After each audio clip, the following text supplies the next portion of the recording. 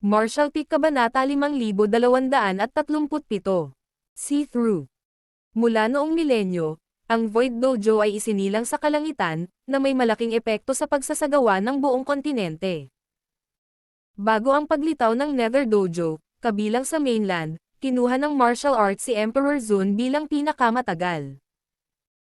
Kung ang isa sa mga sekta ay maaaring magkaroon ng isang Emperador Zun sa bayan, ito ay tatawaging Dazong Sect, at kung mayroong dalawa, ito ay ang nangungunang Zangmen.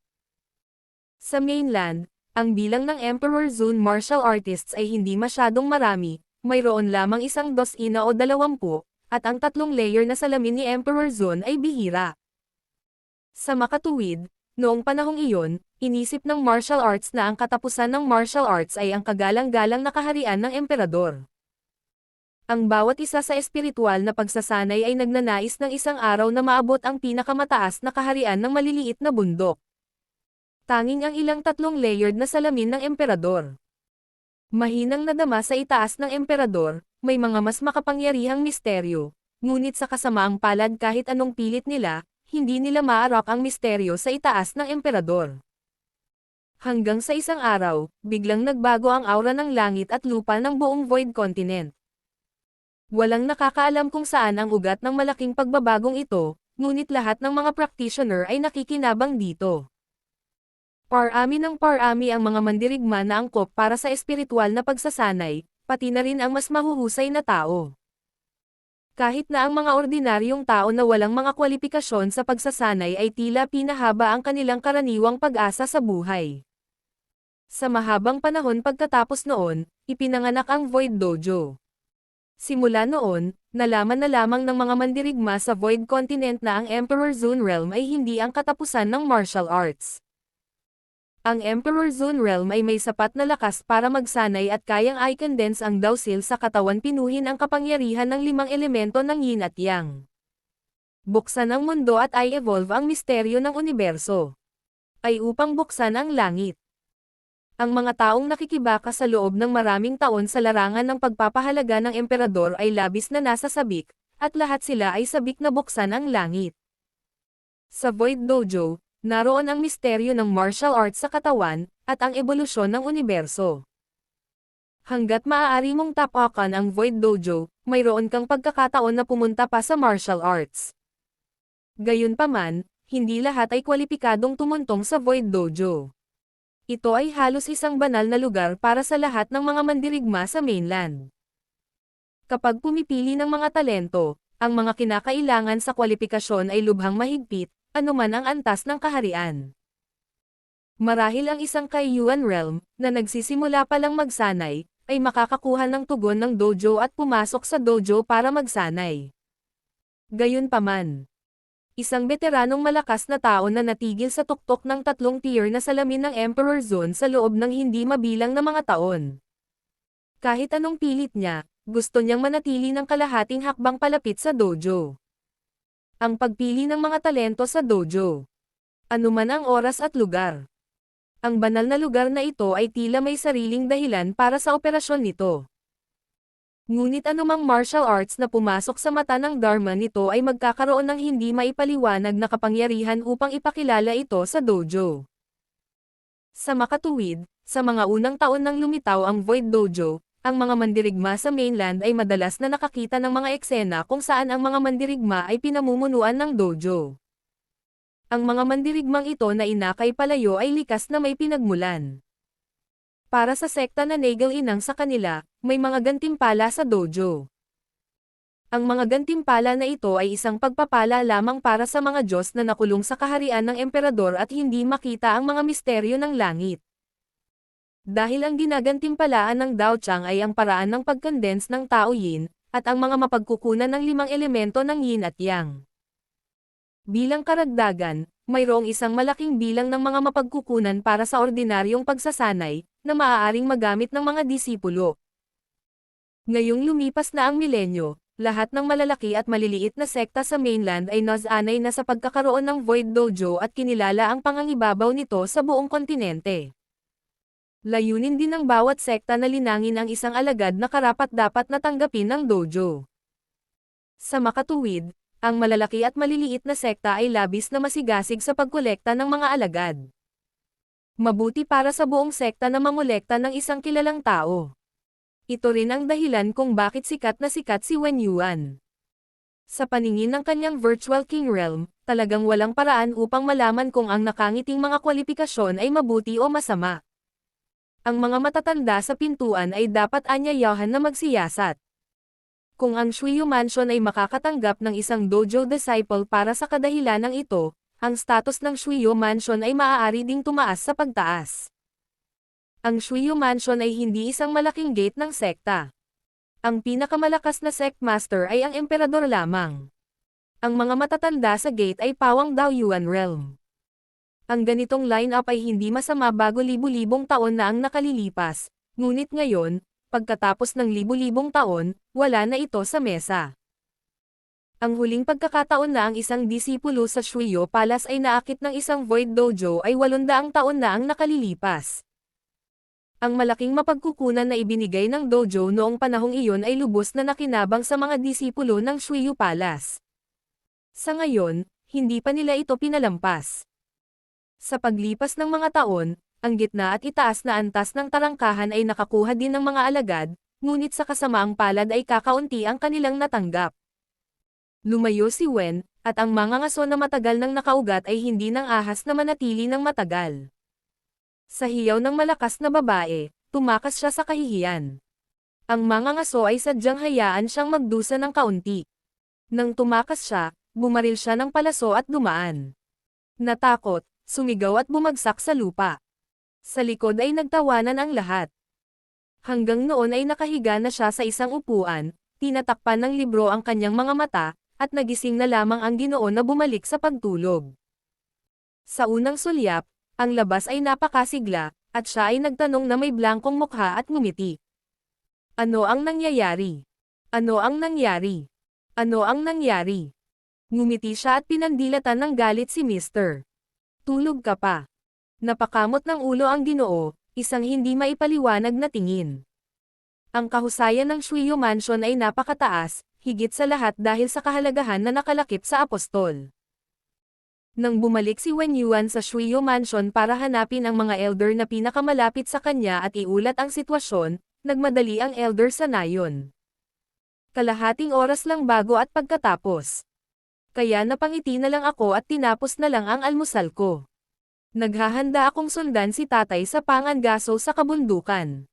Dalawang figure ni Dangkong ang lumapag sa harap ng pinto.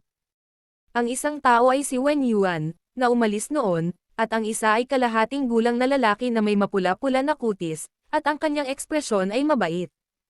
Ito ang bata. Pagkadapa na pagkahulog ng matanda ay nakita niya ang isang ngiti. Tumanggo si Wen Yuan. Siya iyon. Ang matanda ay nagtanong ng may labis na interes. Hindi mo makita ng lubusan si Wen Yuan, at ang mga kwalifikasyon ng batang babae na ito ay maaaring talagang espesyal, kaya hayaan ang matanda na tingnan. Tumingin din si Wen Yuan sa mga mangangaso at malalakas na babae sa gilid at ipinakilala. Ito ang elder ng Shuyu Mansion. Sa pagkakataong ito espesyal niyang inimbitahan ang kanyang matanda na pumunta at suriin ang mga kwalifikasyon ni Xiao Xiao, na tiyak na hindi makakasama sa kanya, ngunit huwag kang mag-alala. Malumanay na tumanggo si Orion. May labor. Sa pahintulot ni Orion, ngumiti ang matanda at sinabi, "Bata, abutin mo." Sinuri rin siya ni Wen Yuan noon, kaya ngumiti siya at inabot sa sandaling iyon. Inabot ng matandang lalaki ang ***** at isinuot ang pulso ni Xiao Xiao. Ang kabilang kamay ay hinaplos ang kanyang balbas, ipinikit ang kanyang mga mata at itinoon ang kanyang mga mata, at sinisiyasat ng mabuti. Ilang sandali pa ay biglang nagmulat ng mata ang matanda at nakangiting tumingin sa kanya. "Bata, gusto mo bang magsanay sa aking Shuyu Mansion?" Tahimik na umiling si Xiao Xiao. Hindi. Natigilan ang ekspresyon ng matanda. Naisip niya na ang kanyang mga salita ng pangangalap ay lumabas, at ang maliit na batang babae sa kanyang harapan ay tiyak na nagmamadali. Kung tutuusin, para sa mga ordinaryong tao, isang malaking kagalakan ang makapagsanay. Hindi ko akalain na ang babae ay tumanggi sa pagiging simple. Hindi pa ito nangyari dati. Ngunit pagkatapos ng lahat, ito ay isang bata, at hindi niya dapat maunawaan ang mga pakinabang ng pagsasanay, kaya siya ay umungol ng kaunti at nagtanong, bakit hindi? Lumingon si Xiao Xiao sa mag-asawang Orion. Gusto kong makasama sina auntie at auntie, ayokong mahiwalay sa kanila. Nang marinig ng mag-asawang Orion ang mga salita, lahat sila ay mainit. Bahagyang tumango ang matanda. Ganito pala ang kaso, ngunit mga anak, palagi kayong lalaki. Imposibleng manatili sa iyong ama at ina habang buhay. Itinagilid ni Xiao Xiao ang kanyang ulo. Kung gayon ay hindi na ako tatanda, kaya hindi ako mahihiwalay kina auntie at auntie. Ang puso ng mag-asawang Orion ay halos madalian, at ang nararamdaman ko lang ay maaaring magkaroon ng ganoong anak sa buhay na ito, at walang panghihinayang tungkol sa kamatayan. Nagtawanan ang mga matatanda, at tunay na inosente ang mga salita ng mga bata. Pagkatapos siya ay tinukso at sinabi, kung hindi ka lumaki, paano mo masusuportahan ang iyong ama at ina sa hinaharap? Maghahanap ako. Itinaas ni Xiao Xiao ang maliit na busog sa kanyang kamay, na espesyal na ginawa ng mga ngaso para sa kanya. Ang matanda ay dahan-daang umiling. Madalas akong naglalakad sa tabi ng ilog. Walang basang sapatos, at ang biktima sa bundok ay hindi walang katapusan. Ang pangangaso ay mapanganib din. Gayunpaman, kung maaari kang magsanay, hindi mo na kailangang gumamit mga busog at palaso upang manghuli sa hinaharap. Madali kang manghuli. Kapag nakakalipad ka ng mataas, maaari mong lakbayin ang tanawin ng mainland, pahalagahan ang mga kaugalian ng iba't ibang lugar, hindi ba't higit na maaasahan kaysa nakulong ka sa isang maliit na nayon sa bundok. Kahit papaano, napangiti siya at umiling. Hindi nagmamadali ang matanda. Bagamat nakangiti itong nagsasalita, alam niyang ang ama at ina ng bata ang makakapagdesisyon. Kahit na ang maliit na batang babae sa harap ay hindi interesado sa pagsasanay, ang ama at ina ng bata malinaw na sinasadyang lumipat. Yaong mga ama at ina, na ayaw na magkaroon ng magandang kinabukasan ang kanilang mga anak, para sa mga nasa Void Continent, ang makapagsanay ay ang pinakamagandang regalo. Kaya naman, bagamat nakangiting sinabi ni Fang Kai sa kanya, sinabi niya sa mag-asawang Orion na naniniwala siyang gagawa ng tamang pagpili ang mag-asawang Orion. Hindi na nanghihikayat, nag-aabot na lang ng isang bagay para ngumiti. Tanggapin mo ang bagay na ito, at isang araw gusto mong magsimula sa pagsasanay, pag-alab ang bagay na ito, at may darating na manguna sa iyo. Pag-usapan ito at tumalikod. Sinuntok ni Wen Yuan ang mag-asawang Orion at sumunod na mabuti. Pagkaalis sa maliit na nayon sa bundok, sinabi ni Wen Yuan, Elder, maganda ba talaga ang mga kwalifikasyon ng batang iyon? Umiling ang matanda. Nahihiya, hindi ito nakita ng matanda. Nagulat si Wen Yuan. Maging ang mga matatanda ay hindi nakakakita ng lubusan. At hindi niya maintindihan. Ni nakikita ng lubusan, bakit siya dapat ipakilala? Humalaklak ang matanda. Dahil hindi niya ito nakikita ng lubusan, kailangan niyang tanggapin ang kanyang pagpasok. Kung hindi niya ito makita ng lubusan, hayaan siyang patunayan ang kanyang sarili. Kung ang kanyang mga kwalifikasyon ay talagang namumukod-tangi, kung gayon magkakaroon ako ng isang mas mahusay na panla sa Shuyu Mansion. Masamang kwalifikasyon at walang pag-aaksaya ng mga mapagkukunan. Biglang napagtanto ni Wen Yuan. Ang matanda ay matalino. Nahihirapan pa rin siya sa tanong kung maganda ba o masama ang mga kwalifikasyon. Nakaisip na ng solusyon ang matanda. Hindi mahalaga kung gaano kaganda o masama ang kanyang mga kwalifikasyon, kung tatanggapin mo ang mga ito, palagi mong makikita ang mga ito sa ibang pagkakataon. Basta pumasok ka sa Shuyu Mansion, hindi problema ang qualifications mo. Pagkaalis ng matanda at ni Wen, ngumiti siya at tumingin sa bagay na nasa kamay niya. Isa itong joystick. Wala itong pinagkaiba sa ordinaryong joystick, ngunit mas maikli ito. Isang daliri lang ang haba ni Yomo at parang nasusunog ang kalahati. Kalahati na lang ang natitira. Masyadong kuripot ang matanda, at ang binigay niya ay natira pa talaga ng iba.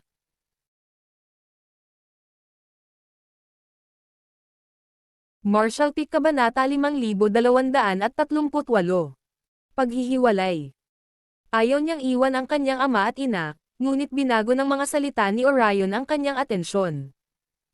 Kapag matagumpay ang pagsasanay at lumipad si Gawgaw, hindi mo lamang maa-appreciate ang mga kaugalian at kaugalian ng lahat ng bahagi ng mainland, ngunit makakain ka rin ng maraming masasarap na bagay. Noong bata pa si Orion, naglibot din siya sa paligid. Sa kanyang paglalarawan, talagang nakakatukso ang uri ng pagkain na hindi pa naririnig. Isa itong tukso na hindi matatanggihan para kay Xiao Xiao. Sa wakas, ngumiti siya at nagpasya na bisitahin ang Shuyu Mansion. Akala niya napakasimple lang nito. Babalik siya para mag-practice doon ng ilang taon, para hindi na siya muling mawalay sa kanyang ama at ina. Bumili ng maraming masasarap na pagkain kahit saan. Ang Orion at ang kanyang asawa ay nag-aatubili, ngunit kung isasaalang-alang ang kinabukasan ng kanilang mga anak, maaari lamang nilang itago ang kanilang mga damdamin. Ang kalahati ng patpat ng insenso ay sinindihan, at hindi nagtagal, dumating si Wen Yuan mula sa Shuyo Mansion at inalis ang isang ngiti. Sa pagtingin sa maliit na figure na hindi nahiwalay sa kanyang sarili sa loob ng higit sa 10 taon. Ang malakas na babae sa wakas ay hindi na ito napigilan, lumuhad sa lupa, umiiyak, at ang Orion ay humakbang pasulong upang aliwin, ngunit ang kanyang mga mata ay namumula din. Sa harap ng paaralan, tumangala si Yang Kai at hindi makapagsalita. Kung gusto ni Xiao Xiao na magsanay, maaari niya itong ituro ng basta-basta. Ngunit kung isasaalang-alang na ang mga ninuno ay nagpunta rito upang magpagaling at magpagaling pa, mas mabuting magkaroon ng higit na kontak sa pulang alikabok, kaya hindi naisip ni Yang Kai na hayaang makipag-ugnayan si Xiao Xiao sa pagsasanay. Pero ayokong maglagay ng kamay si Shuyu House sa gilid na ito. Hindi siya magaling huminto sa kahit ano, maghintay lang siya at makita ang mga pagbabago. Ngunit ngayon ay tila ang pagganap ni Xiao Xiao sa hinaharap ay maaaring ikagulat ni Shuyu Fu doon. Pagkatapos ng lahat, ito ay isang malakas na antas ng ninuno. Kahit na tinatakan nito ang sarili nitong memorya, hindi pa rin may tatago ang kwalifikasyon sa pagsasanay na iyon. Hindi ito nakikita ni Wen Yuan at ng mga matatanda. Kulang talaga sa paningin. Ang mga misteryo ng mga ninuno ay higit pa sa kung ano ang kanilang matutuklasan. Dahil talagang imposibleng husgahan kung mabuti o masama ang mga kwalifikasyon ni Xiao Xiao. Bagamat ipinakilala siya ni Wen Yuan sa Shuyu Mansion, inayos niya lamang siya na magsanay kasama ng iba pang bagong ipinakilalang mga disipulo, at walang espesyal na pagtrato. Ang mga bagong ipakilalang alagad na ito, 7 o 8 taong gulang at 10 taong gulang, ay nakangiti, at mukhang bunso, na parang 3 taong gulang na bata. Sa simula, ang espiritual na pagsasanay ni Xiao Xiao ay nakatagpo ng malalaking pag-urong. Wala itong kinalaman sa kanyang mga kwalifikasyon. Noon ko lang naalala, hindi pa ako nahiwalay sa tatay at nanay ko. Dahil sa biglaang paghihiwalay na ito, hindi siya komportable. Sa bahay ni Shuyo na malayo sa nayon sa kabundukan, napangiti siya ng nangungulila sa kanyang ama, at madalas na palihim na pinupunasan ang kanyang mga luha. Ang malungkot na kalagayang ito ay sinamahan siya ng isang buong buwan. Siyempre, madaling malutas ni Yang Kai ang lahat ng ito, ngunit naghintay lang siya at pinanood ang mga pagbabago. Dahil nakahanap siya ng isang napaka-interesante na bagay, hindi siya nagkaroon ng mahabang ngiti sa loob ng 10 taon. Sa ikatlong araw pagkatapos niyang umalis ng bahay at dumating sa Shuyu Mansion, ang kanyang ulo ay tahimik na naka-channel ng kaunti. Ito ay minimal, ibig sabihin, ang mag-asawang Orion ay gusto ring mapansin, ngunit hindi nila maitago ang tiktik ni Yang Kai. Sa wakas ay pinabayaan nito ang pusong dinadala niya. Ayon sa kanyang mga naunang obserbasyon, ang dahilan kung bakit hindi nagbabago ang ninuno sa loob ng mahabang panahon ay dahil sa sobrang bigat ng pinsala. Ang kanyang sariling mekanismo ay tahimik na nagpapagaling, at lahat ng puwersa ay humaharap sa kanyang sariling pinsala, kaya siya ay isang malaking ulo. Hindi nagtagal. At sa sandaling nagsimula siyang tumangkad, nangangahulugan ito na nagsimulang bumuti ang kanyang pinsala. Sa makatuwid, nang matuklasan ito ni Yang Kai, alam niyang okay ang panig ng ninuno. Ang natitira na lang ay maglaan ng oras. Isang araw, ganap na maibabalik ang pinsala ng ninuno. Ang pagbabagong ito ay hindi nangangahulugang isang pagkakataon, kung hindi, ito ay mabibigyang katwiran sa isang napapanahong paraan. Noong una ay inakala ni Yang Kai na ito ay isang maliit na nayon sa bundok kung saan nakatira ang kanyang mga ninuno, ngunit pagkatapos ng maingat na pagsisiyasat, nalaman niyang hindi ito ang kaso. Ang pagbabagong ito ay hindi direktang nauugnay sa pagiging ninuno sa isang maliit na nayon sa bundok o Shuyu Mansion. Bagkus, ito ay nauugnay sa damdamin ng ninuno.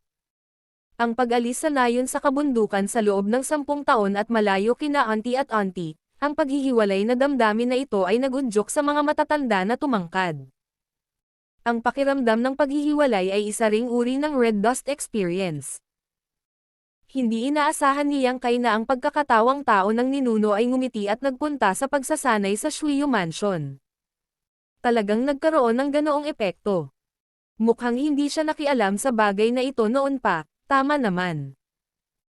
Sa ganitong paraan, hanggat nakakaranas si Xiao Xiao ng mas espesyal na mga bagay, dapat ay may epekto ito sa kanyang paggaling. Ang kalungkutan ni Xiao Xiao ay tumagal ng kalahating buwan, at kasabay nito, ang kanyang namumukod tanging mga talento sa espiritual na pagsasanay ay sa wakas ay nahayag. Sa loob lamang ng kalahating buwan ng pagsisikap, matagumpay niyang naramdaman ang Chi Machine, paglanghap ng Chi sa katawan, opisyal na nagsimula sa landas ng espiritual na pagsasanay, at naging isang maliit na Kikyo martial artist. Tuwang-tuwa si Wen Yuan, na tahimik na nagmamasid sa kanyang pagganap, at mabilis na iniulat ang bagay sa mga matatanda. Ang mga matatanda ay mas kalmado, at hinayaan lamang si Wen Yuan na obserbahan ito sandali upang makita ang follow-up na pagganap ni Xiao Xiao bago gumawa ng mga plano. Pagkalipas ng 2 buwan, matagumpay na nakapasok si Xiao Xiao sa Chi Refining Realm at nakapasok sa Kai Yuan Realm. Sa isa pang 2 buwan, Jin Lumatek. Sa 2 buwan, Jin Clutch. Sa loob lamang ng 1 taon, ngumingiti at sumisira sa ilang malalaking kaharian, si Shu Wei ay tumaas mula sa wala tungo sa kaharian ng Diyos. Ang bilis ng ganoong kakaibang promosyon ay halos hindi naririnig. Hindi nakikita, hindi banggitin ang Shuyu Mansion, ito ay ang buong Void Continent, at wala pa akong narinig na sino mang henyo na nagsanay ng napakabilis. Ito ay hindi makatwiran. Nayanig ang itaas na antas ng palasyo ng Shuyu, at ang may-ari ng pinto at maraming matatanda ay may malaking pag-asa para sa kanya. Nadama niya na balang araw ay maaakit siya ng dojo at maging isang alagad ng dojo. Gayunpaman, ang potensyal ng pagsasanay ni Xiao Xiao ay tila ginagamit ng malinis sa loob ng 1 taon. Sa 3 taon mula noon, hindi na lumago ang cultivation base ng Xiao Xiao. Ito ay nabigo sa matataas na opisyal ng Shuyufo na may mataas na pag-asa para sa kanya. Bagamat sinubukan nilang maghanap ng paraan upang malutas ang problema, wala silang kapangyarihan. Matapos ngumiti sa loob ng 4 na taon sa Shuyu Mansion, sa wakas ay pinayagan siyang bumisita sa mga kamag-anak ng kanyang matataas na opisyal. Sa panahong ito, nabigo si Xiao Xiao na umalis sa Shuyufo ng 1 hakbang. Kung wala siya, ang kanyang pagganap ay napakaganda noong una. Ang matataas na opisyal ng Shuyufo ay patuloy na nagtatago sa kanya, sa takot na sila ay maaga ng ilang malalaking tarangkahan. Hindi pa ito nangyari noon, kahit na matagpuan ang Xiaozang Gate mahirap magpanatili ng mga talento. Ang mga unang kwalipikasyon ni Xiao Xiao para sa pagsasanay ay masyadong hindi kanais-nais, paanong ang mga matataas na opisyal ng Shuyufo ay walang pakialam. Hanggang ngayon, natukoy na ang potensyal ng pagngiti ay naubos, at siya ay pinakawalan. Matapos umalis sa gate ng bundok sa loob ng 4 na taon, ngumiti siya at bumalik sa kanyang puso, at dumiretso sa maliit na nayon sa bundok. Bumalik sa pamilyar na nayon, itulak ang pamilyar na malayong pinto, ngumiti sa isang sulyap at makita ang malakas na babae na nakikitungo sa biktima sa ospital. Biglang nabasa ang nakangiting mga mata. Tila batid, ang malakas na babae ay tumangala, at sa ilalim ng kanyang mga mata, ang kanyang mga mata ay puno ng sorpresa. Lumingon siya at sumigaw, ikaw ang bumalik na nakangiti. Lumipad si Xiao Xiao sa mga bisig ng malakas na babae, niyakap ng mahigpit. Lumabas si Orion at narinig ang mainit na eksena. Gabi na noon, masaya ang pamilya ng tatlo, ang nataman lang ng biktima ay pinakuluan sa kaldero ng sabaw, at hinati-hati nilang tatlo ang pagkain. Ang mga mangangaso ay uminom ng masarap na alak na ibinalik mula sa Shuyu House ng nakangiti. Si Xiao Xiao ay disipulo pa rin ni Shuyufo.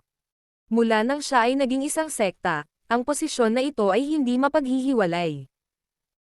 Ngunit ngayon, hindi siya pinahahalagahan ng mataas na antas, at ang kanyang pagsasanay sa paglilinang ay mayroon ding banal na libangan, kaya hindi siya masyadong pinaghihigpitan ni Shuyufo.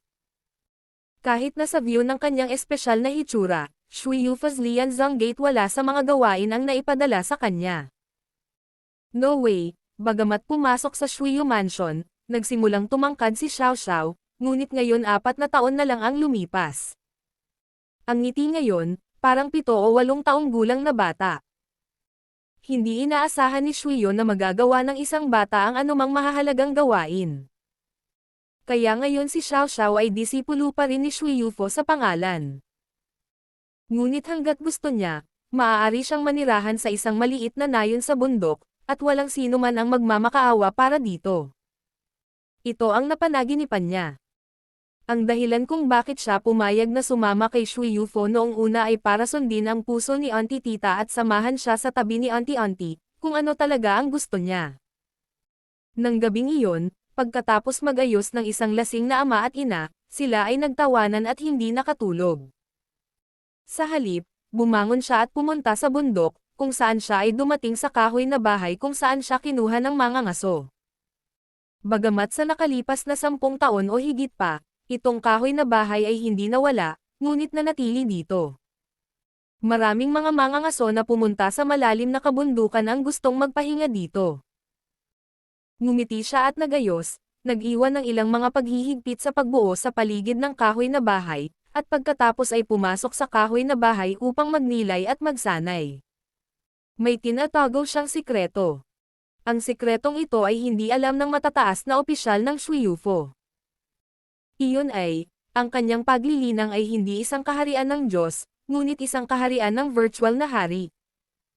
Ang kanyang potensyal sa pagsasanay ay hindi pa naubos. Ang dahilan kung bakit siya maaaring magpanggap na isang banal na libangan at maubos ang kanyang potensyal sa harap ng mataas na antas ng Shuyo Palace ay dahil sa isang nakatagong pagsasanay na hain. Ay niya sinasadyang nakuha mula sa Shuyo Palace's Pavilion. Sa simula, pumunta siya sa Shuyo House para magsanay sa loob ng 1 taon, at kamangha-mangha ang kanyang pagganap.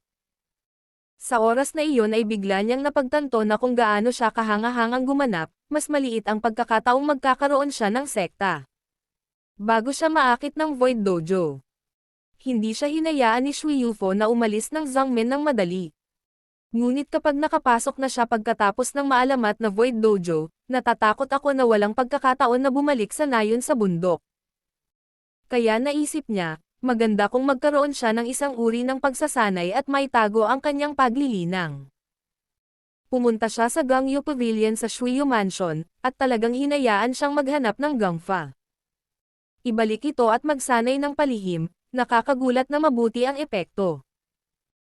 Pagkatapos patakbuhin ang ehersisyo, ang mga Panginoon at Elder ng Shuyu Mansion, ang hindi makakita sa kanyang katotohanan at katotohanan.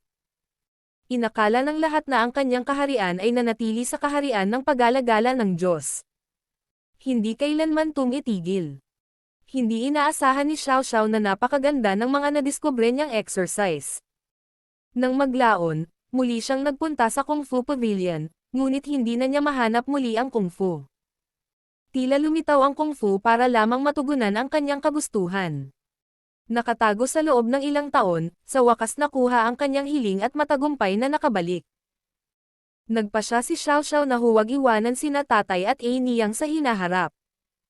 Mula nang bumalik siya, hindi na siya tinanong ng mag-asawang Orion tungkol sa kanyang pagsasanay. Matapos ang 4 na taong pagkawala, hindi lang nila pinahina ang pagmamahala ng isa't isa, kundi naging mas matindi. Pero ramdam din ng mag-asawang Orion na iba ang ngiti sa nakaraan. Ang pinakahalatang pagganap ay ang Xiao Xiao ay madalas na nawawala paminsan-minsan. Ngunit nagbabalik ng maraming magagandang pagkain, at kapag nangangaso sa bundok, si Xiao Xiao ay palaging makakahanap ng ilang biktima ng maaga. Dumaan ang mga araw ng mapayapa sa araw-araw.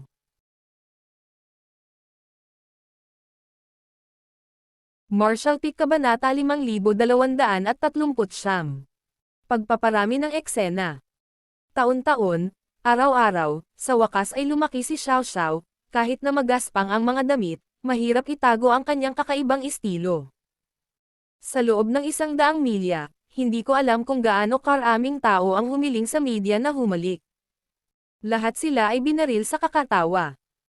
Ang orihinal na mag-asawang Orion ay natawa at nanood, na iniisip na ang mga bastos na lalaki ay hindi karapat-dapat sa kanilang sariling mga babae at karapat-dapat na bugbugin. Gayunpaman, habang tumatanda si Xiao Xiao, hindi maiwasan ng mag-asawa ang bahagyang pag-aalala.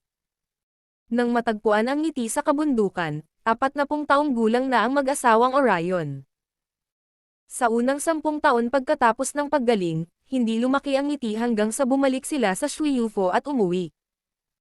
Ang mga ngiti ngayon ay tila nasa early 20s, ngunit halos 30 taon na ang nakalipas mula nang kunin siya ng Orion.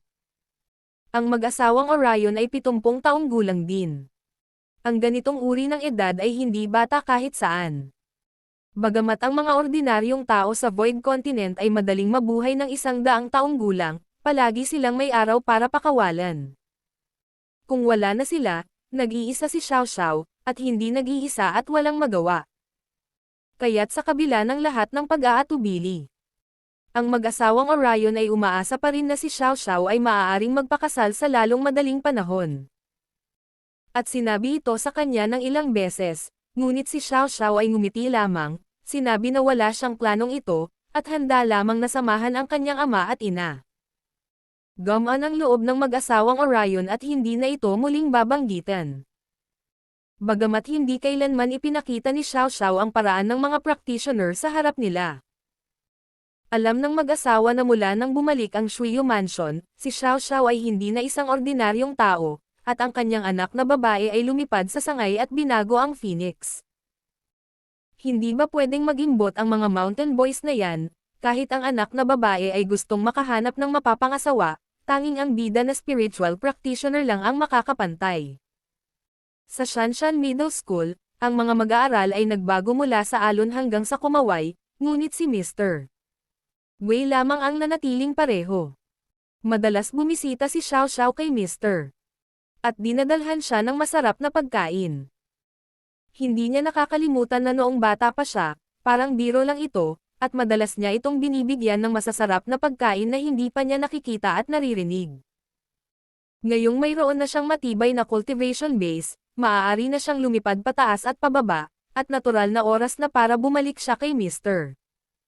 Ngunit isang bagay ang nagpapagulo kay Xiao Xiao.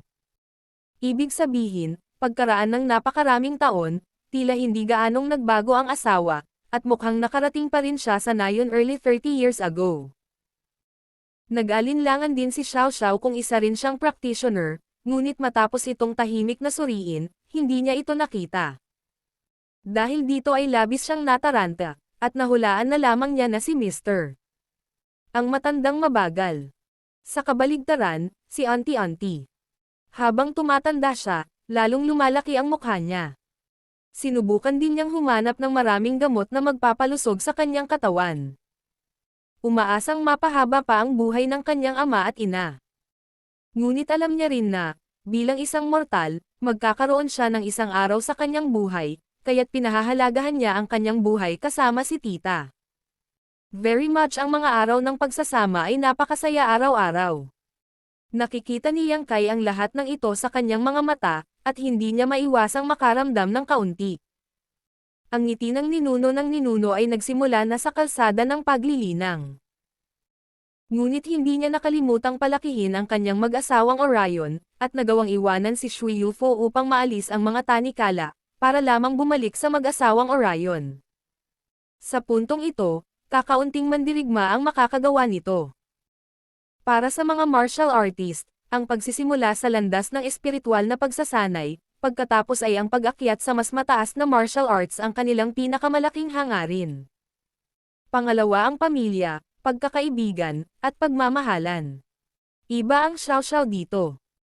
Ang dalawang simpleng salita ng pagmamahal ay inilagay niya sa unang lugar mula simula hanggang wakas, gaya ng palaging pagpapatupad ng kanyang sariling mga ideya. Ang nakatagong kasanayan na hindi niya sinasadyang natuklasan sa Shuyo Palace ay natural na binuksan niyang sa kanyang harapan.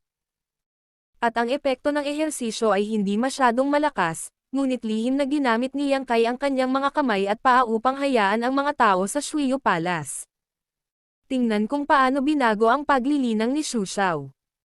Hindi siya madaling makagambala sa karanasan sa paglago ni Xiao Xiao, ngunit dahil nagpakita si Xiao Xiao ng ilang intensyon, natural na gusto niyang masiyahan. Pinatunayan ng mga katotohanan na mula sa Shui Yufu pabalik sa nayon sa bundok, ang nakangiting lalaki ay mas mabilis na lumaki, na nangangahulugan na ang pinsala ng ninuno ay gumagaling. Ngayon si Xiao Xiao ay isang malaking babae.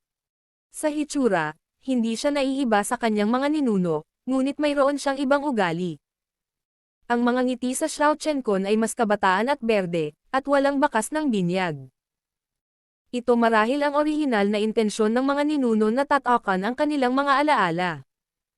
Ang ganitong panahon ng buhay ay may malaking papel sa pagtataguyod ng kanyang paggaling. Ang mga ninuno dito ay maayos na pinagaling ang mga sugat, at walang mga alon ng salakayin ng panlabas na hukbo ang Wang Cheng. Kalahating taon na ang nakalipas, ang Eastern at Western Army ay naglunsad ng pag-atake sa maharlikang lungsod ng Mo sa ikatlong pagkakataon. Sa paglipas ng mga taon ng akumulasyon, ang East at West Army ay nakatipid ng maraming materyales. Ngunit ang mga materyales na ito ay hindi sakop ni Liu Jiping, kaya't ikan-away ni Xiang Shan ang kanyang mga kamay at dinala ang mga ito sa maraming Formation Master Refiner. Sa pagkakataong ito, ganap na inayos ng Eastern at Western Army ang higit sa 100 mundo ng langit at lupa, na inuubos ang akumulasyon ng mga taon. Si Liu Jiping ay labis na hindi nakapagsalita tungkol dito. Nalaman niya na walang ideya si Xiang Shan tungkol sa dami ng mga materyales. Tanging ang King City ng Mo na nasyonalidad sa kanyang paningin. Hindi mahalaga kung gaano karaming mga mapagkukunan ang nasa kanyang mga kamay, maaari siyang magmayabang sa maikling panahon. Ganap na walang laman. Kung hindi niya na-intercept ang isang batch ng mga materyales ng maaga. Pagkatapos ng digmaan, maaaring hindi mapanatili ng mga general ng silangan at kanluran ang kanilang pang-araw-araw na pagsasanay. Kahit na siya ay naharang ng isang bagay, ang mga mapagkukunan na nakuha sa nakalipas na ilang taon ay sapat na para sa Eastern at Western Army na maglatag ng higit sa 100 mundo. Ang sitwasyon ay eksaktong kapareho ng pangalawang pag-atake sa Mozo Royal City, at hindi ito gaanong nagbago. Ang East at West Army, na naging matatag sa loob ng ilang taon, ay biglang nag-assemble, at ang fleet ay umangat sa himpapawid, gumawa ng malaking bilog at papalapit sa Mo Clan. Bagamat minsang naranasan ng mga may-ari ng Mo nationality ang ganoong bagay, muli nila itong nakatagpo at nabigla at nagalit pa rin. Ang nakakagulat ay ang sangkatauhan ay naglunsad ng isang offensiba ng napakabilis. Alam din nila na ang sangkatauhan ay nagmimina ng mga mapagkukunan kamakailan. Iniisip nila na ang mga mapagkukunan ay hindi sapat. Naisip nila na ang sangkatauhan ay dapat gumugol ng maraming oras upang kunin ang mga mapagkukunan. Marahil, bilang isang resulta, ang Wang Cheng ay magiging matatag sa ilang sandali. Gayunpaman, mula noong huling pag-atake sa Wang Cheng, 5 taon na lang. Nakakainis na ang lahi ng tao ay masyadong mayabang, at kahit na ang paraan ng pag-atake ay hindi nagbago ng kaunti, tulad ng huling pagkakataon. Ang lahi ng tao ay nagsasabi sa kanila na ang hukbo ay sesalakay mula sa kaliwa at ang mundo ay sesalakay mula sa kanan. Tingnan kung paano mo ito mapipigilan. Ano ang magagawa ng MOS? Maaari lamang hatiin ang depensa bilang huling pagkakataon. 30% ng mga puwersa ang nasa kanan, na responsable sa pag-snip sa mga mundong iyon na malapit ng mag-atake.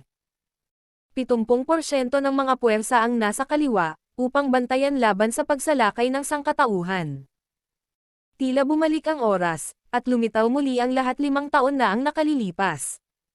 Dahil sa maagang pag-asam, natuklasan ng mga Mozo Domain Masters na nagtanggol sa kanang bahagi ng King City sa pagkakataong ito ang mundo ng Chencon na tumama ng mas maaga kaysa sa huling pagkakataon. At sa oras na ito, ang East at West Army ay papalapit sa Wangcheng sa loob ng 10,000 milya. Sa mga tuntunin ng oras, ang mga kalkulasyon ng Terran ay hindi masama, upang mapilitan ang tribong Mo na makagambala. Ang kapangyarihan ng mga taong Mo sa kanan ay nagsimulang magbulalas, at pumunta sila sa mundo ng Chencon na nakaranas ng mahabang paglalakbay sa kalangitan at sumabog sa maharlikang lungsod. Ang mayamang kapangyarihan ng tinta ay nagpapakulay sa malawak na kawalan sa itim, at ang kinang ng mahiwagang kayamanan ng mga mahist ay namumulaklak dito. Sunod-sunod na mundo ang sumabog, ngunit ang bawat mundo ng langit at lupa ay puno ng magic circle. Ang mga sirang fragment ng mundo ay nagkalat at nagkalat, ang kapangyarihan ng magic circle ay naging inspirasyon, at ang oras ay tama. Ang kanang bahagi ng maharlikang lungsod ay parang paputok. Napakarilag at makulay. Sa ilalim ng nakakasilaw na eksenang ito, ang pagkamatay ng mga taong Mo ang hamarang sa mundo ng Chencon. Kahit na mayroong 3 buong lakas sa kanang bahagi. Kabilang ang 1 dosenang Domain Masters. 2 beses ang bilang ng 8 ranggo ng Motwo at mas marami pang Panginoon. Ngunit kapag ang mundo ng langit at lupa ay humagupit, hayaan ang makapangyarihang mga taong ito na gamitin sa lahat ng paraan, walang paraan upang ganap na labanan. Sa pagkakataong ito ang mundo ng Chencon ay tumamal ng higit pa kaysa sa huling pagkakataon. Nang sumiklab ang lahat ng uri ng kakaibang kapangyarihan ng mahika, nagulat ang mga Mo clan powerhouses. Hindi mapigilan ng mga nangungunang powerhouse ang panliligalig sa mundo ng Chencon, at maaari lamang silang umasa sa sumusunod na Mo clan para patayin ang kanilang buhay. Ang huling beses na tumama ang isang piraso ng Chencon debris sa lungsod ng hari, na naging sanhi ng pagkamulat ng hari. Sa ilalim ng galit na kalooban, ang Mo clan ay nangamba. Walang gustong maramdaman muli ang galit ng hari, sa kadahilanang ito, mas gugustuhin nilang ibigay ang kanilang buhay. Sa ilalim ng pag-atake ng hindi mabilang na Moth-Moth. Ang nagkalat na mga pira-piraso ng mundo ay natigil ng sunod-sunod, ang mga Domain Master ay umuungal, at sinubukan din ng mga Mo-US ng 8th grade ang kanilang makakaya. Kung ikukumpara sa Mo clan sa kanan, ang Mo clan sa kaliwa ay mas matatag. Lahat ng tribo ng Mo ay nakatingin sa armada ng sangkatauhan na papalapit sa imperial na lungsod. At ang mga hiyawan at dagandong ng mga tribo bago sila mamatay ay umalangaw-ngaw sa kanilang mga tainga, at bawat tribo ng Mo ay may hininga sa kanilang mga puso. Ang pangunahing paghihirap ng Siyang Kong Domain Master. Huling beses na kinain niya ang pagkalugi ng sangkatauhan. Naisip niya na ang hukbo ng sangkatauhan ay kukuha ng pagkakataon na umatake. Sino ang nakakaalam na umatras lamang sila pagkatapos ng isang round sa isang angkop na distansya? Dahil dito, hindi man lang nahawakan ng panig Mozo ang balahibo ng kalaban. Sa larangan ng digmaan, ito ang pinakanakasusuffocate. Natalo siya at hindi na niya nagawang lumaban. Kaya't napagpasyahan ni Quijo na sa pagkakataong ito ay kukunan na ito ng Terran. Hintayin lang na maabot ng Terran Fleet ang posisyon kung saan maaari itong bumaril, at bigyan sila ng isang round ng pag-atake, na humihiling sa kanila na magbayad para sa huling pagkilos. Libu-libong milya ang layo, ito na ang distansya sa pagitan ng Domain Master at Bapan kay Tian. Gayunpaman, hindi ito sapat. Pagkatapos ng lahat, kahit na ang Domain Master o ang ikawalong baitang, sila ang sandigan ng lakas ng magkabilang panig.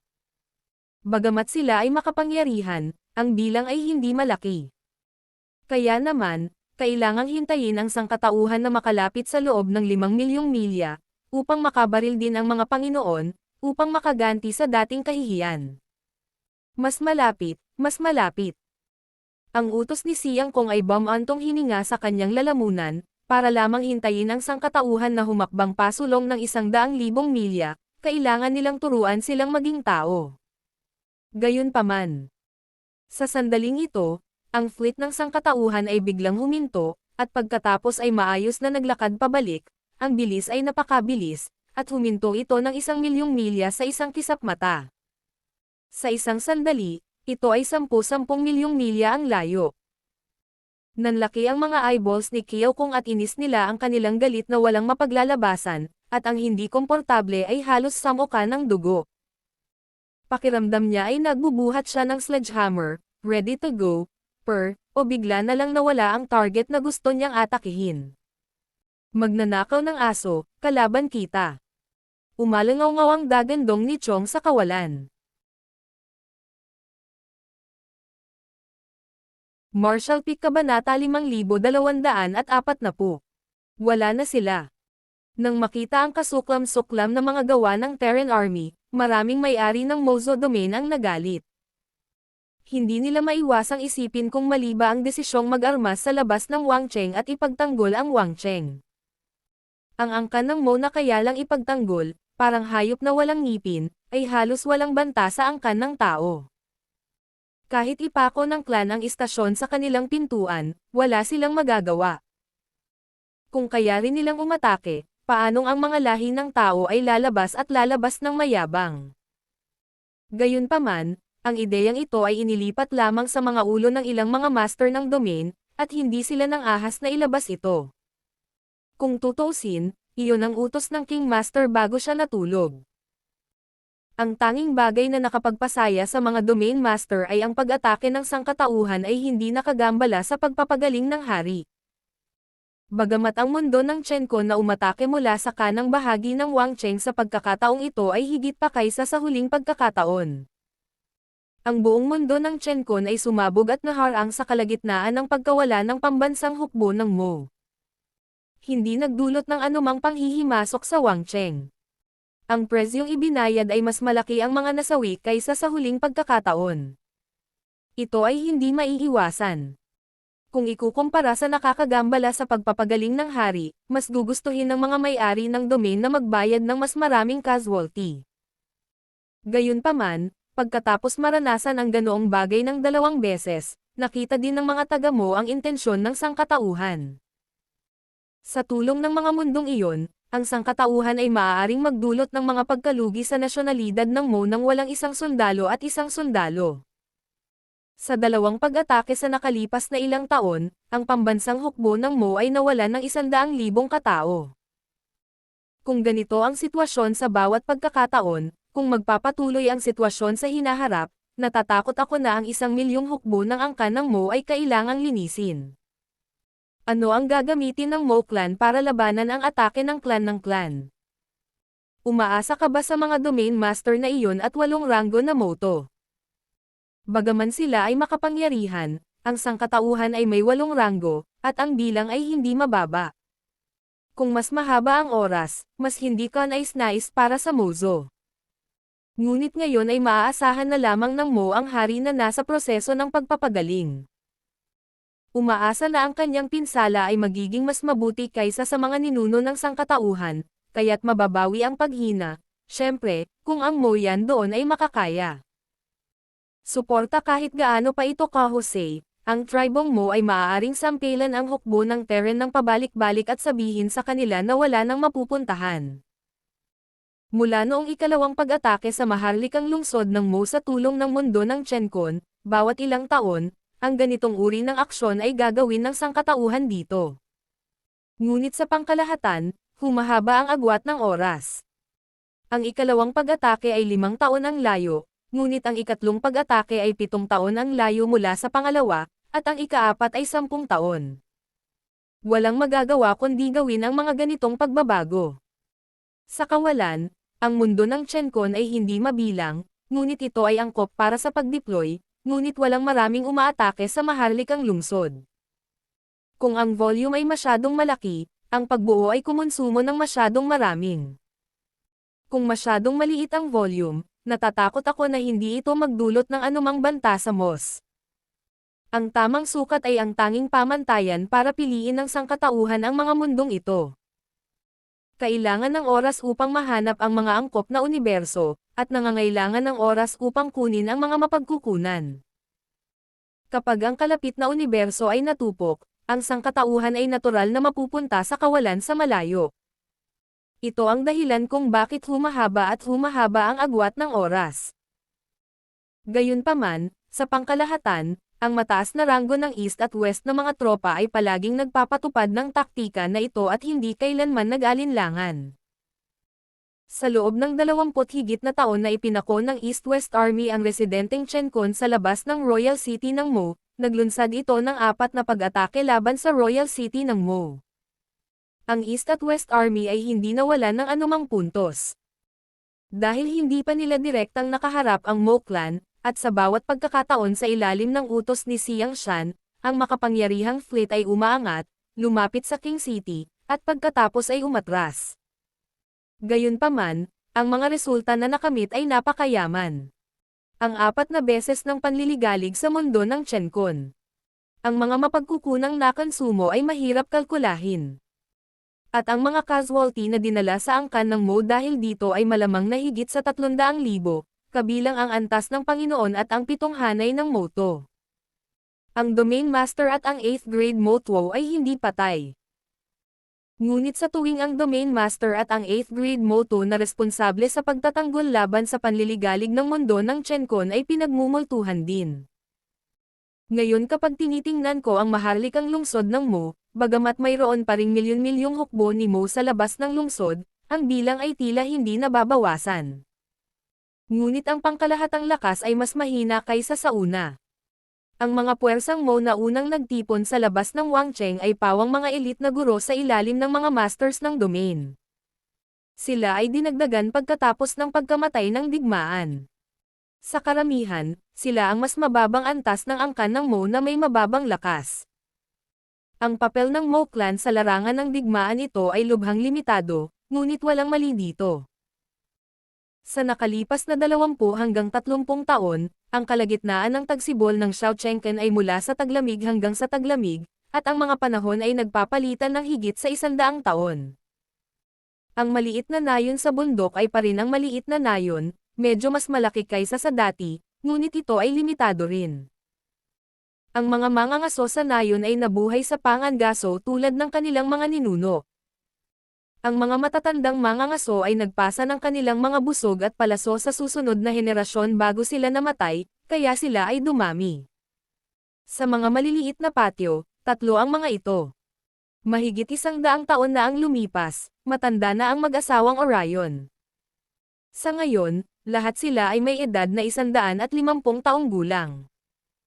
Ang ganitong edad ay inilalagay sa mga ordinaryong tao na hindi nag-practice, at ito ay tiyak na isang mahabang buhay. Sa relatibong pagsasalita, ang malakas na babae ay mas makapangyarihan. Hindi ko alam kung dahil ba sa sobrang pag-aalaga noong bata pa siya. Ngayon, wala siyang ganoon kalakas na katawan. Bagamat matangkad pa siya, mukha siyang payat, mapurol ang kutis at maulap ang mga mata. Medyo energetic si Orion pero maputi ang buhok. Magkatabi sa upuan ang 2 matandang lalaki, nakababad sa sikat ng araw sa tanghali, mainit at komportable. Nakayuko si Xiao Xiao sa harap nila, hawak ang isang matandang lalaki sa isang kamay, nakikinig sa mga ngaso na nag-uusap tungkol sa maraming maliliit na bagay, at laging nakangiti sa mukha. Ang mga bagay na sinabi ng Orion ay napakalat. Ang ilan sa kanila ay nakakita na sila ay naglalakbay sa ibang bansa noong sila ay bata pa. Ang ilan ay nasa pagkabalisa nang bumalik sila sa bundok na nayon upang manghuli sa mga bundok, at higit pa rito ay pagkatapos nilang sunduin si Xiao Xiao. Naalala niya na naka-recover si Xiao Xiao mula sa kanyang coma. Naalala ang unang pagkakataon na tumawa siya at tinawagan ang kanyang ama, at naalala ang unang pagkakataon na pumunta siya sa bundok na may ngiti upang manghuli. Para bang naaalala ang buong buhay ko, ang alaala ay mabigat na kasiyahan. Nakikinig lang si Xiao Xiao, at hindi nagbabago ang ngiti sa mukha. Ang maharlikang babae sa gilid ay orihinal na mapula at biglang hinampas ang kanyang sampal sa hita ni Orion, na sumisigaw, "Gabi na, pumunta ka," at tumawa at bumalik sa hapunan. Ngumisi ang putol-putol na ngipin ng Orion, hindi pa banggitin na kapag hindi kasing galing ngayon ang biyenan ay mabigat pa rin ang sampal. Sa buhay na ito, Ang Orion ay malalim na itinuro. Lumingon si Xiao Xiao at sinabing, "Ma'am, nandito na po ako." Ang malakas na babae ay tumingin sa ibaba pagkatapos marinig ang tunog, at pagkatapos ay ngumiti ng ilang sandali. "Paano ka lumaki ng ganito?" Sinabi ni Xiao Xiao. "Maniyang, kumain ako ng napakaraming bagay, kaya lumaki ako." Tumango ang malakas na babae at sinabing, "Oo, tama. Masarap lumaki. Hindi sa lahat ng oras lumaki. Masarap lumaki." Dahil higit sa 10 taon na ang nakalilipas, ang kaisipan ng malakas na babae ay medyo hindi malinaw. Ito ay isang problemang karaniwan sa maraming matatandang tao. Pero kahit malabo siya, nag-aalala pa rin siya sa mga bagay na hindi lumaki ng may ngiti, kahit mahigit 100 taon na ang nakalipas. "Natatakot ako na sa kanyang alaala, ito ang pinakanakababahala at nakakabahala para sa kanya, kaya hindi ko ito nakakalimutan." Matapos mamulong ang malakas na babae ng ilang beses, ang orihinal na maulap na mga mata ay biglang lumiwanag, at ang malabo na kanina ay nawala sa mga mata. Tumingin siya sa kanya at mahinang sumigaw. Tumawa. Ganyan ang tawag sa kanya noong bata pa si Xiao Xiao. Isang niyang. Inilapat ni Xiao Xiao ang kanyang pisngi sa kamay ng malakas na babae. Kumakamot ang magaspang na texture sa kanyang maselang mukha, ngunit masakit ito sa kanyang puso. Lumalaki ang ngiti, malaking babae na. Bulong ng malakas na babae. Huminto si Xiao Xiao. "Siguraduhing pangalagaan ang iyong sarili sa hinaharap." Tumango ang malakas na babae. Niyang rest assured, "Ako na ang bahala sa sarili ko." Nakangiting tumango. "Kung makatagpo ka ng taong gusto mo, huwag kang mag-alinlangan. Laging hindi kumpleto ang buhay ng isang babae kung hindi siya mag-aasawa. Naaalala ko." Ang ngiti ang pinakamasunurin.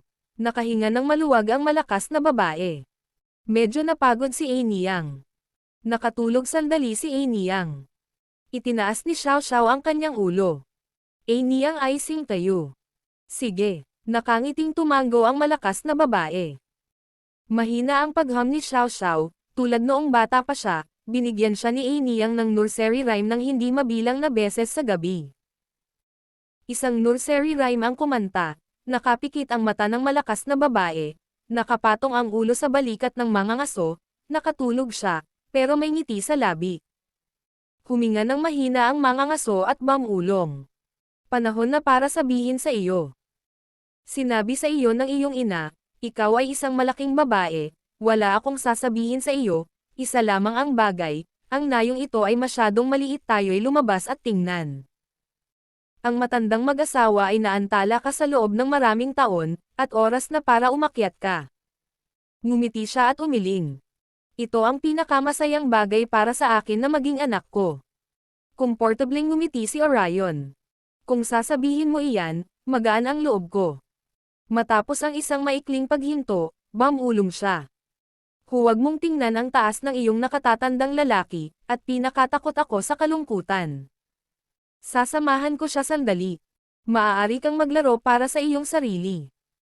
Pagkatapos ay inabot niya at niyakap ang kanyang biyenan na nakasama niya ng mahigit 100 taon, naglagay ng komportableng tindig, at pumikit. Ngumiti siya at tiningnan siya ng mariin, ngunit ang puso niya ay parang espada, ngunit wala siyang magawa. Ngayong isa na siyang emperador, hindi ito nakikita ng mga ordinaryong tao. Sa paningin ng kanyang emperador, hindi niya makita na ang sigla ng kanyang ama ay mabilis na nawawala. Kahit na binigyan niya ang mag-asawang Orion ng maraming pampalusog na chi at dugo sa paglipas ng mga taon. Ngunit ang mga mortal ay mga mortal lamang kung tutuusin, at sa pagtatapos ng kanilang buhay, walang makakapagpabago nito. Ang mag-asawang Orion ay maaaring mabuhay ng 150 taong gulang, na bunga ng tawanan at tawanan sa paglipas ng mga taon. Kung walang gamot na pampalakas para sa kanila, natatakot ako na pagkatapos ng edad na 100, ang mag-asawang Orion ay bumitaw. Ilang saglit pa ay may bahagyang yabag sa likuran niya. Lumingon si Xiao Xiao at tumingin sa malayo, tahimik na tumulo ang mga luha, nabulunan sa paparating na tao. "Sir, Auntie, wala na sila." Bahagyang tumango si Yang Kai at pumunta sa tabi niya. Napakapayapa ng paglalakad ng dalawa, at wala silang pakialam sa buhay na ito. Ibinaling ni Xiao Xiao ang kanyang ulo sa mga bisig ni Yang Kai at sumigaw ng umiiyak. Wala na ang ama at ina ni Xiao Xiao. Tinapik siya ni Yang Kai sa likod at maluwag na sinabi. Dati ay sapat na.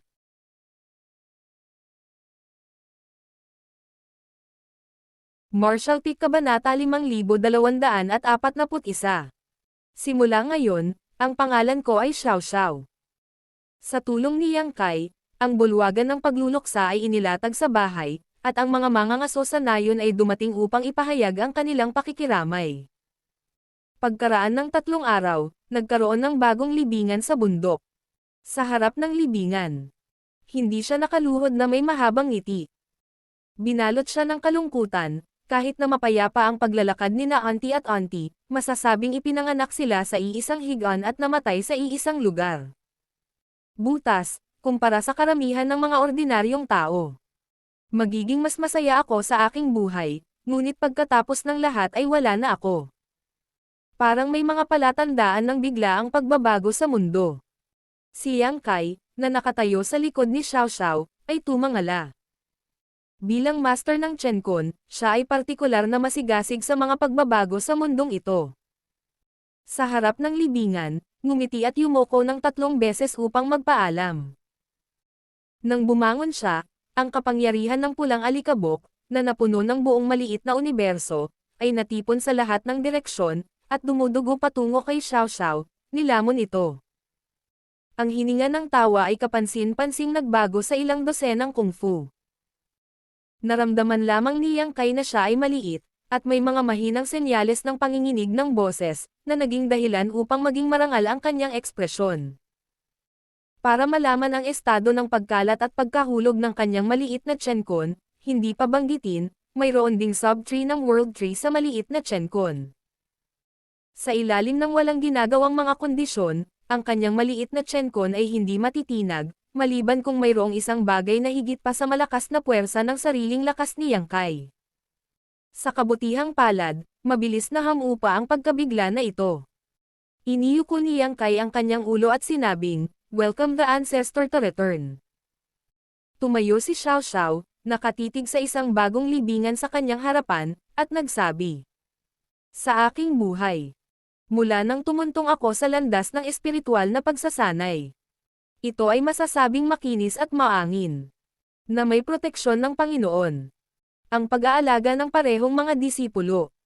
At ang paglilinang ay isang kaharian. Upang linangin ang lahat mula sa wala.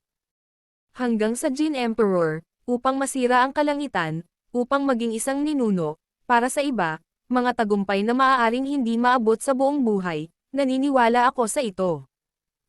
Pinuri ni Yang Kai Xinjong ang nangingibabaw na mga ninuno. Nagpatuloy ang ninuno. Gayunpaman, lagi akong may panghihinayang sa aking puso. Bago bumisita sa guro, ako ay isang maliit na ulila. Hindi ko pa nakikita ang aking mga biolohikal na magulang. Hindi ko alam kung nasaan ang aking ama at ina. Ako hindi kailanman nasiyahan sa aking ama at ina. Masaya sa ilalim ng tuhod. Ang buhay na ito ay isang karanasan na hindi ko pa nararanasan. Gusto kong pasalamatan ka at patawanin ka. Sinabi niyang kay Lian na huwag manggauhas. Gayunpaman, sa pakikinig sa paliwanag ng ninuno, sa wakas ay naunawaan niya kung bakit tinatakan ng ninuno ang kanyang paglilinang sa sarili, at likas na pinigilan siya na takpan ang kanyang katawan. May napansin yata siya nang lapitan siya ni Orion. Malaking tulong para sa kanyang kagalingan ang maranasan ang napakalungkot na buhay na hindi pa niya naranasan. Bagaman mayroong mga lungsod ng Fang sa Yinyang Pass. Hindi mabilang na kaitiyan ang tumutulong sa mga ninuno na gumaling.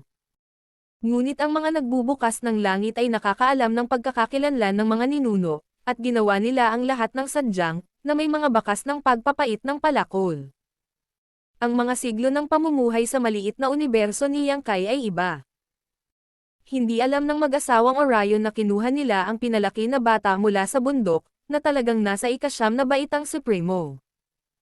Tulad ng mga ordinaryong bata, si Cheng Huan ay nasa ilalim ng mga tuhod ng mag-asawang Orion. Ang karanasang ito sa buhay ay pinupunan ang mga pagkukulang sa puso ng mga ninuno.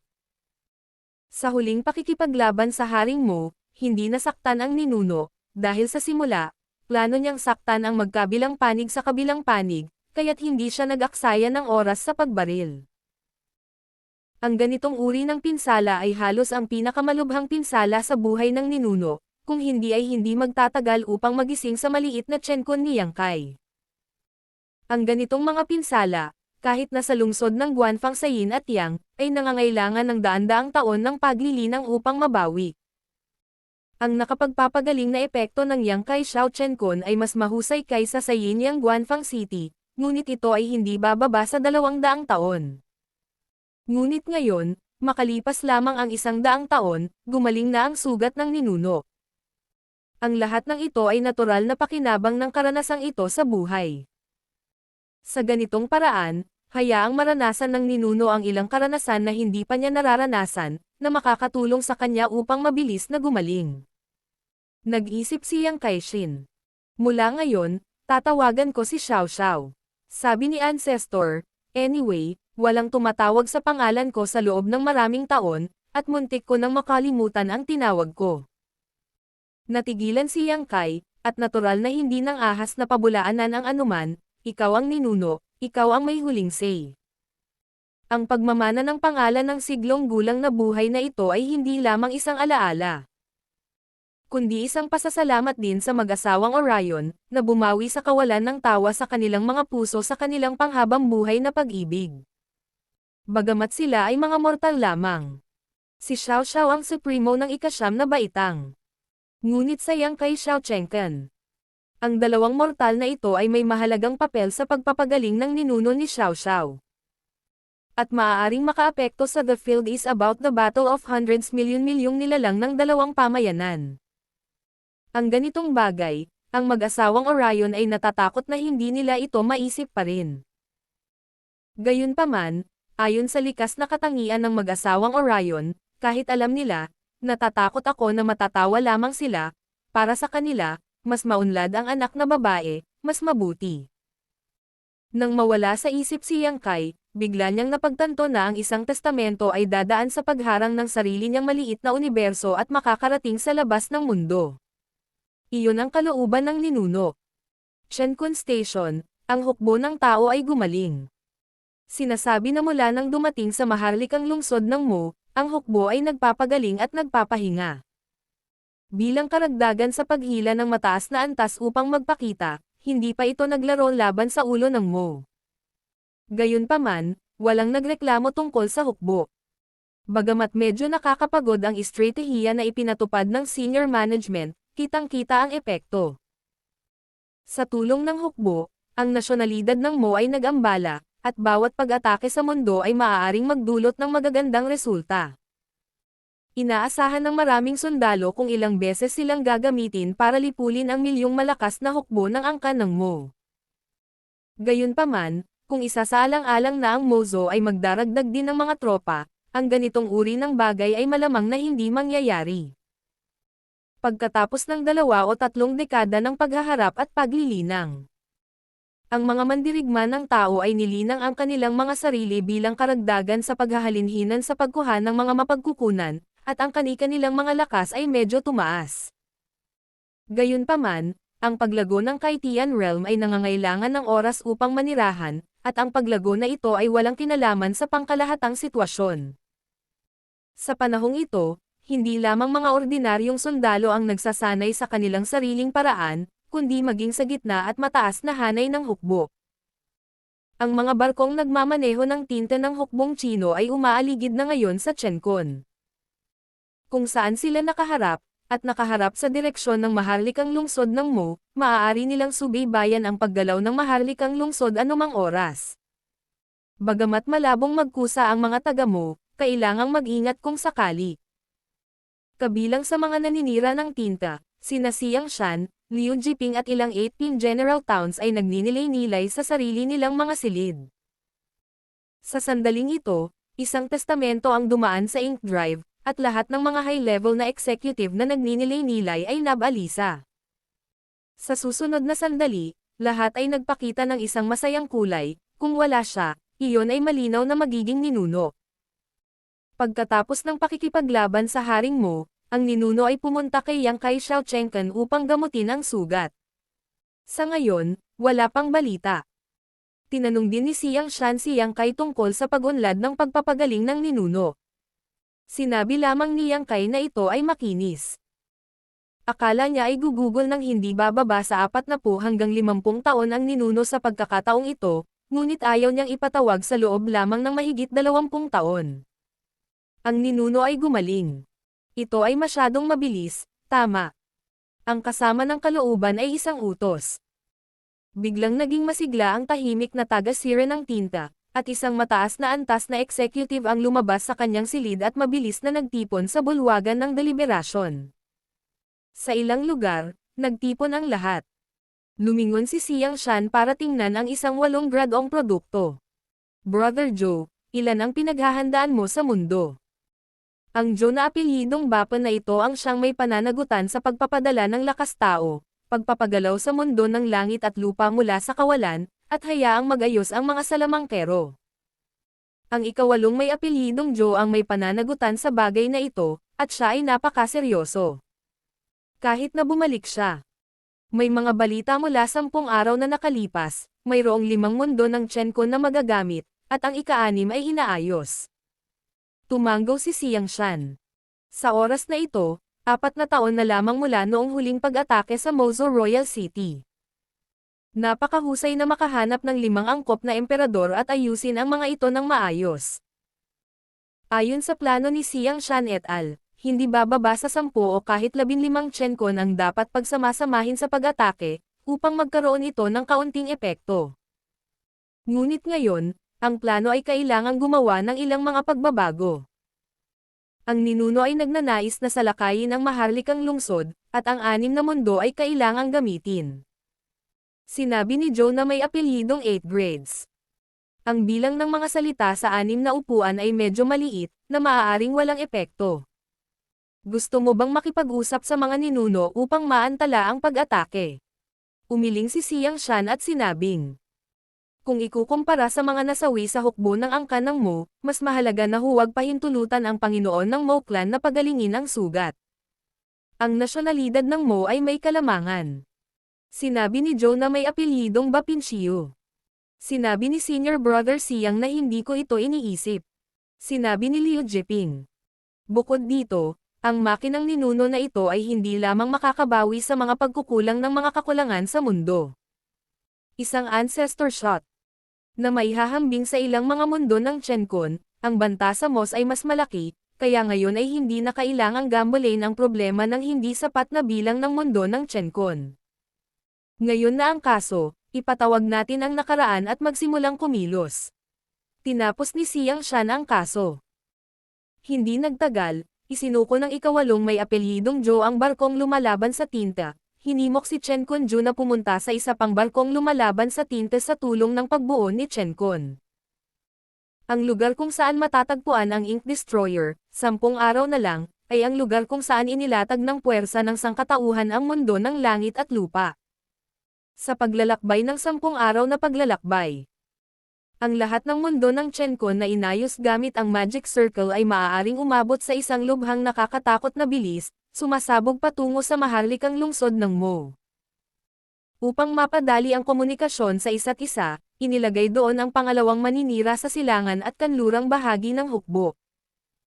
Ang East at West Army ay gumagawa ng iba't ibang kaayusan, at ang hukbo ay mabilis na pinakilos, at ang lahat ng mga sundalo na nagsasanay ay nagsisimula ng maging abala. Sa Xiaochenkun, ang nakangiting ninuno ay nakatayo sa harap ng libingan at tahimik na tumingin, nakikipag-chat kay Yang Kai. Bagamat ang sugat ay gumaling, ang alaala ay nabuksan, at ang mga ninuno ay bumalik sa trono, ang siglong gulang na buhay na ito ay isang alaala na hindi mabubura. Ang dalawa sa mga libingan ay palaging magiging mahal sa buhay na habang buhay na nakangiti. Talaga, sinabi ng mga ninuno na nakinig lang si Yang Kai. Ito ay tungkol sa pang-araw-araw na buhay kasama ang mag-asawang Orion. Mahirap isipin ang isang Japan Supreme na nagsasalita tungkol sa mga ito, at magpapakita ng isang taos-pusong ngiti. Gayunpaman, ito ang kaso para sa ninuno ni Xiao Xiao. Naisip ni Yang Kaixin na maaaring ito ang lugar kung saan iba ang ninuno ni Xiao Xiao sa ibang mga ninuno,